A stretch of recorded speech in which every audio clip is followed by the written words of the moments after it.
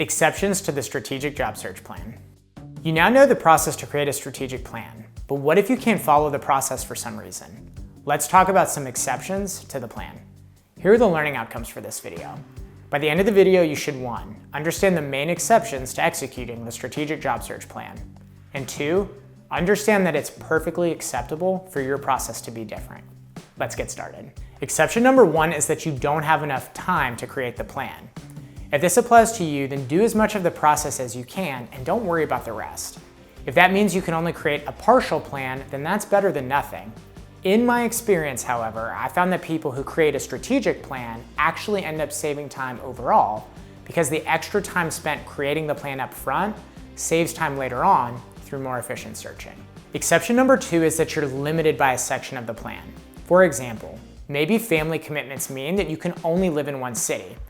Although it might seem limiting, information like this can actually be helpful to your job search because it provides clear parameters.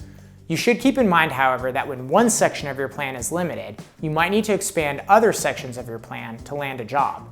For example, if you can only work in one city, then you might have to expand the list of companies you're willing to work for. Exception number 3 is that there are no current job openings at your target companies. Some advice here would be to learn the industry's ecosystem of your target companies and then go work for another company in that ecosystem as a stepping stone. For example, if you're dead set on working for Apple but can't get a job there, then you might want to consider working for one of Apple's suppliers. As you build your work experience at the supplier, you might be able to leverage working with Apple into a future job working at Apple. Exception number 4 is that you receive an offer, but it's outside your target job area. For example, maybe you were targeting a finance job, but were offered a supply chain job instead. If the offer is to work at a company you targeted, then I'd encourage you to accept it because it's much easier to transition into a new role at a company once you're already working there.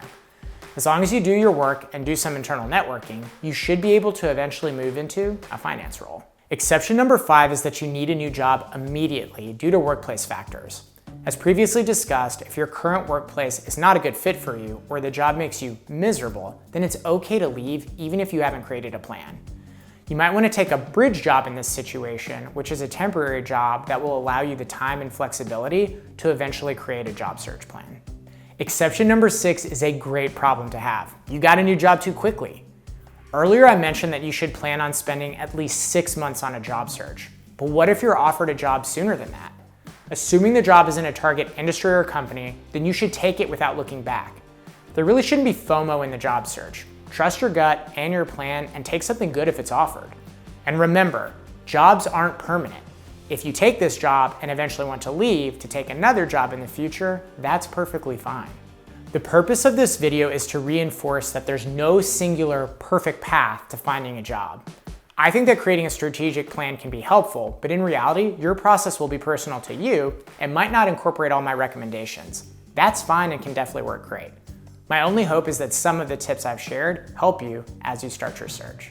That's the end of this foundational video, but just a reminder that this video is part of a longer playlist. The playlist is in chronological order, meaning videos at the beginning of the playlist cover things that occur at the beginning of a job search and vice versa. If you liked this video, then you should check out the other videos in the playlist.